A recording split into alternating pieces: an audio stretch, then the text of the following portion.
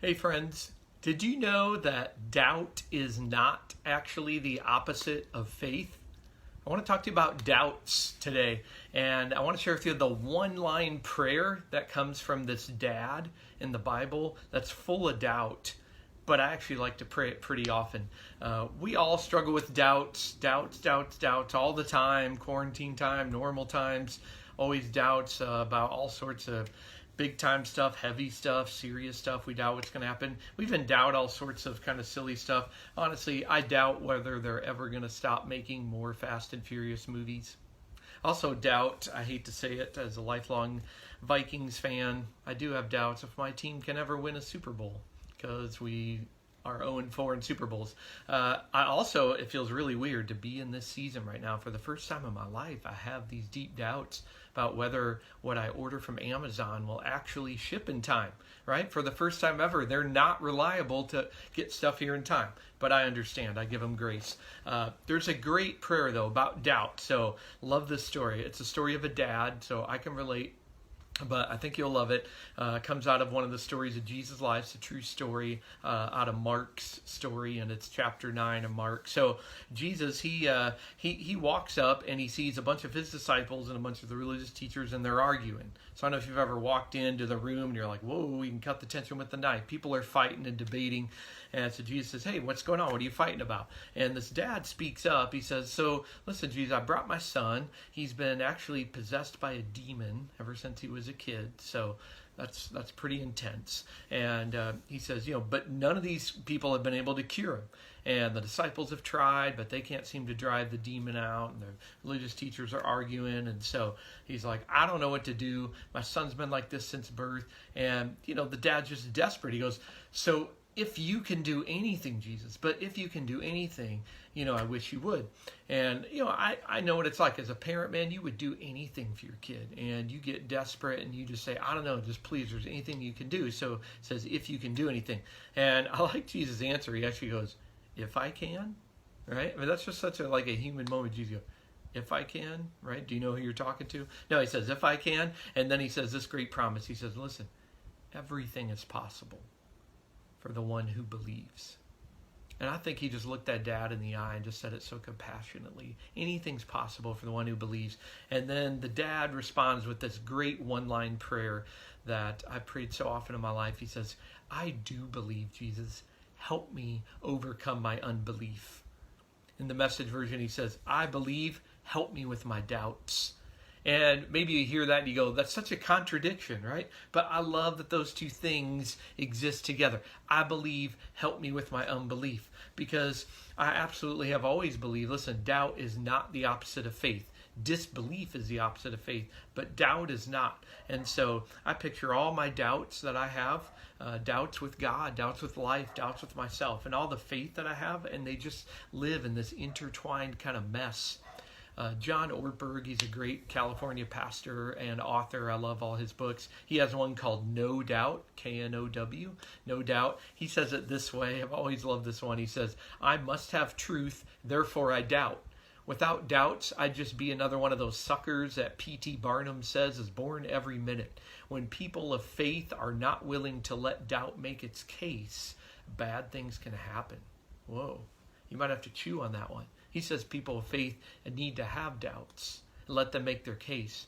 And listen, we do want to grow in our faith. I mean, part of my spiritual journey, hopefully, as I'm growing to faith, a place where my faith is outweighing my doubts. You can read about Jesus' own brother.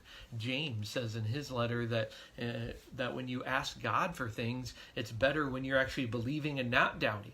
You'll get to see God show up and do even more incredible things. So absolutely, we want to get to a place where we're leaning more into our faith than our doubts. But a lot of times, most of the time, we don't start there. So what do we do with our doubts? Well, I love this dad in this story that he totally has doubt. You can tell he already said, if you can, Jesus, right? And then he says, I do believe, but help me in my unbelief. I don't know about you, but to me, I hear him saying, I really want to believe. I want to have that kind of faith that you're talking about. When you say anything's possible for people who believe, I just want to be one of those people. Help me be one of those. And I love that honest, heartfelt prayer. So that's how we can pray. Now listen, I want you to know that even when you have doubts, you can still pray, still keep asking God. Remember, Jesus said, here's the amount of faith it takes for God to start working, and it's the size of a little mustard seed. And so again, even though we want to grow in our faith, if your faith's so tiny right now and your doubts are so much bigger, that's just enough.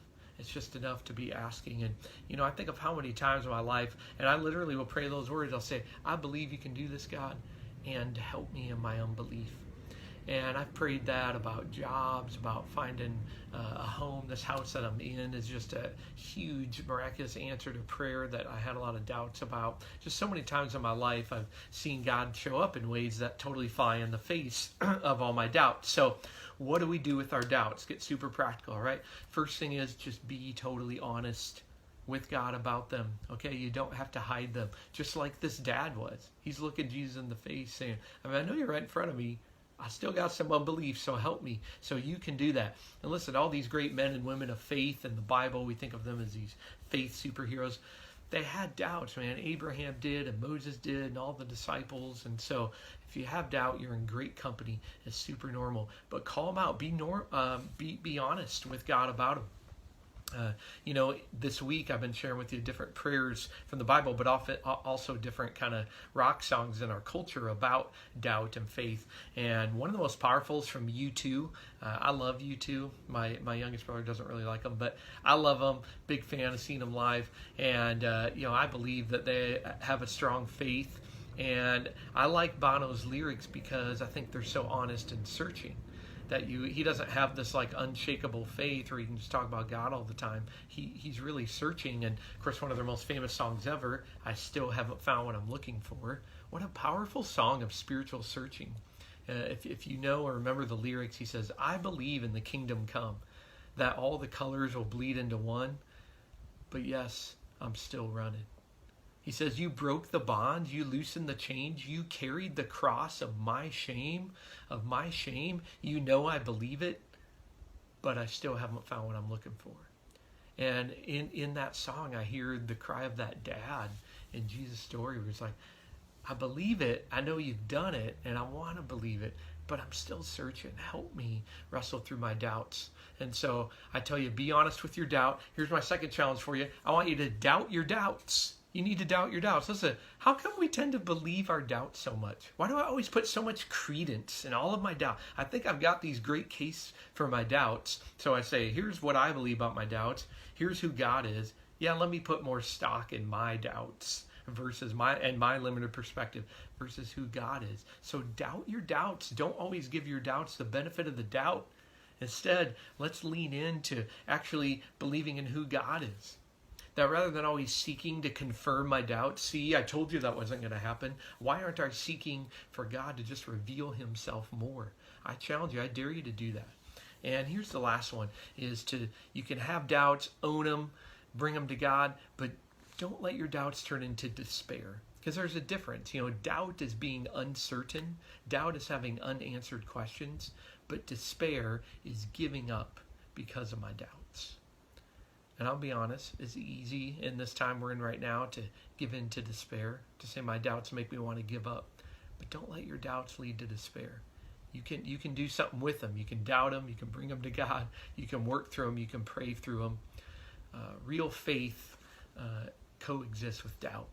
And I'll leave you with the words of Hebrews chapter 11, very first verse. It says, my favorite definition of faith says, faith is confidence in what we hope for. That means I haven't seen it yet. I still hope for it. Faith is confidence in what we hope for and assurance of what we do not yet see.